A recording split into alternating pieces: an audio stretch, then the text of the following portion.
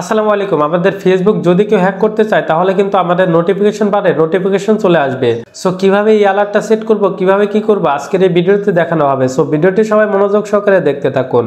তো আমাদের নোটিফিকেশন বারে আমাদের অ্যালার্ট সেট করতে হলে আমাদের চলে আসতে হবে আমাদের ফেসবুক অ্যাপসে। দেন অ্যাপসে আসার পরে এইখান থেকে আমাদের যে 3 ডট মেনুটা আছে সেখান থেকে আমাদের ক্লিক করতে হবে। দেন 3 ডট মেনুতে ক্লিক করার পরে আমাদের সেটিং অ্যান্ড প্রাইভেসিতে ক্লিক করতে হবে। দেন এইখান থেকে আমাদের যে সেটিং নামে অপশনটা রয়েছে সেই সেটিং নামে অপশনের উপরে আমাদের ক্লিক করতে হবে। দেন সেটিং নামে অপশনের উপরে ক্লিক করার পরে এইখান থেকে আমরা দেখতে পারবো যে পার্সোনাল ডিটেলস নামে একটা অপশন আছে, এইখানে আমরা ক্লিক করে দেব।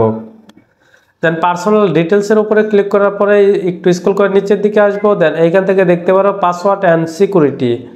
দেন এইখানে আমরা ক্লিক করে দেবো, পাসওয়ার্ড অ্যান্ড সিকিউরিটির উপরে ক্লিক করে দেব। দেন নিচের দিকে আসার পরে এখান থেকে দেখতে পারবো সিকিউরিটি অ্যালার্ট নামে একটা অপশন আছে, এখানে আমরা ক্লিক করে দেব। দেন সিকিউরিটি অ্যালার্টের উপরে আমরা ক্লিক করার পরে এখান থেকে আমরা দেখতে পারবো যে আমাদের উপরে একটা অপশন আছে, সেটা হচ্ছে ইউ ডিভাইস অর কি চেঞ্জ, এইটার উপরে আমরা ক্লিক করে দেব। মানে এক কথা এটা আমরা অন করে দেব, এই অপশনটা কি অন করে দেব। তাহলে যদি আমাদের ফেসবুককে লগ ইন করতে চাই তাহলে কিন্তু নোটিফিকেশন চলে আসবে। দেন আমরা একটু বের হয়ে আসবো, বের হয়ে আসার পরে এখান থেকে আমরা দেখব যে আমাদের ফেসবুক আইডিটা কেউ লগ ইন করছে কিনা। এর জন্য আমরা কি করব, এই যে এখান থেকে হোয়ার ইউ লগ ইন এইটার উপরে আমরা ক্লিক করে দেব। দেন ফেসবুকের প্রোফাইলটা সিলেক্ট করব। দেন এখান থেকে কিন্তু আমরা খুব সহজে দেখতে পারবো যে আমাদের এটা কেউ লগ ইন করছে কিনা। ঠিক আছে, এইভাবে কিন্তু খুব সহজে দেখে নিতে পারবেন কেউ লগ ইন করছে কিনা, বা হচ্ছে নোটিফিকেশন পারে নোটিফিকেশন আসবে কেউ যদি লগ ইন করতে চায়, এটাও কিন্তু সেট করে নিতে পারবেন।